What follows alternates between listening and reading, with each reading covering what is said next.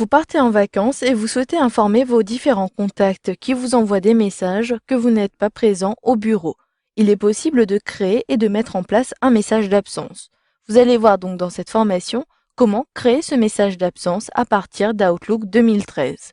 Dans un premier temps, il est nécessaire d'enregistrer sous un message d'absence dans un nouveau message. Pour cela, sélectionnez Nouveau message dans l'onglet Accueil du ruban. Puis, saisissez votre message d'absence. J'ajoute ici un objet. Il s'agit d'absence du bureau. Puis, j'appuie sur la touche tabulation de mon clavier, je saisis Bonjour et j'ai préalablement rédigé ce message que j'ai copié, j'appuie sur les touches CTRL-V de mon clavier. Une fois que votre message d'absence est rédigé avec les dates de votre absence ainsi qu'éventuellement une personne à contacter en cas d'urgence, vous pouvez l'enregistrer sous pour le sauvegarder en tant que modèle. Je sélectionne le menu Fichier, puis dans le volet de gauche, sélectionnez Enregistrer sous. Par défaut, vous enregistrez votre message dans le dossier Template de votre ordinateur. Vous pouvez soit choisir un autre dossier, comme cela vous pouvez retrouver votre message par la suite, ou encore conserver cet emplacement de sauvegarde. Le nom du fichier par défaut est l'objet de votre message. Ensuite, il est nécessaire de modifier le format de message. Un clic sur le menu déroulant, il m'est possible de sélectionner Modèle de Outlook. Je le sélectionne donc, puis je clique sur Enregistrer pour valider.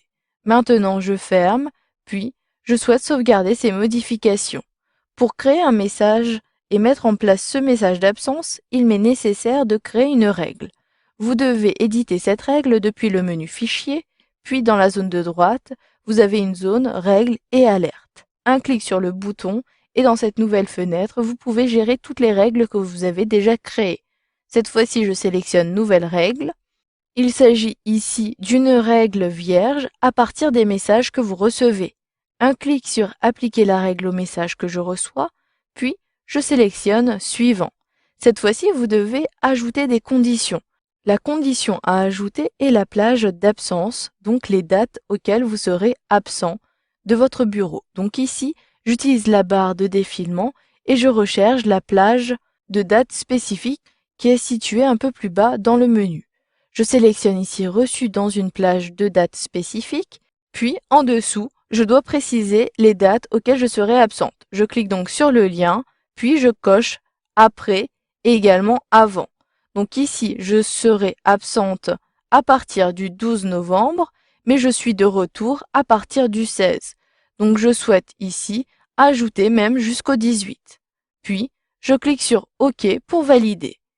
Une fois que j'ai saisi ces dates, il m'est possible d'ajouter d'autres conditions. Si vous souhaitez cumuler et ajouter lorsque vous êtes uniquement dans la zone A et CC, cela est possible par exemple. Je coche et vous le voyez, la condition a été cumulée. Je sélectionne ensuite Suivant, puis vous pouvez décider des actions. Ici, il s'agit d'un modèle spécifique pour répondre automatiquement à tous les messages que vous recevez. Je sélectionne ici la première case au niveau de répondre en utilisant un modèle spécifique. Là encore, je dois préciser le modèle. Je sélectionne, mais comme précédemment, j'ai enregistré ce modèle. Dans le premier menu déroulant, sélectionnez Modèle dans le fichier Système. J'ai ici l'absence du bureau, un clic, puis je sélectionne Ouvrir.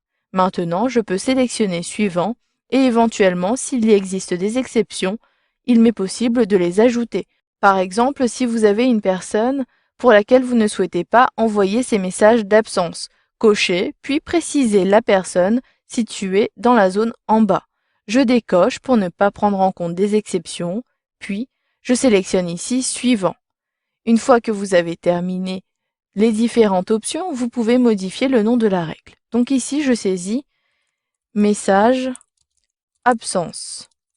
Puis, en dessous, je peux exécuter cette règle pour les messages qui m'ont déjà été envoyés. Effectivement, ici, nous sommes déjà le 12 novembre. Si j'ai déjà reçu des messages et que je souhaite préciser aux contacts qui m'ont envoyé ces messages que je suis absente, je coche, puis ici, je peux activer la règle.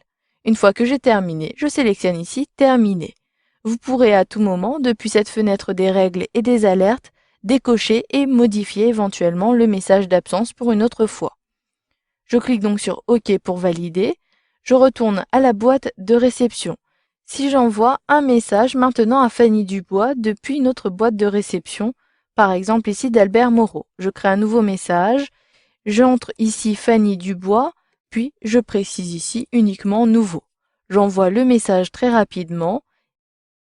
Maintenant, si j'ouvre la boîte de réception de Fanny Dubois et que je sélectionne Envoyer et recevoir depuis l'onglet Envoyer et recevoir.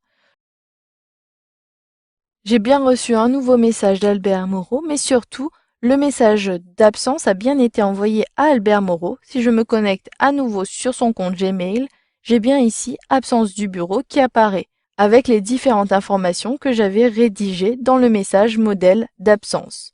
Vous avez donc vu dans cette formation comment mettre en place un message d'absence avec Outlook 2013.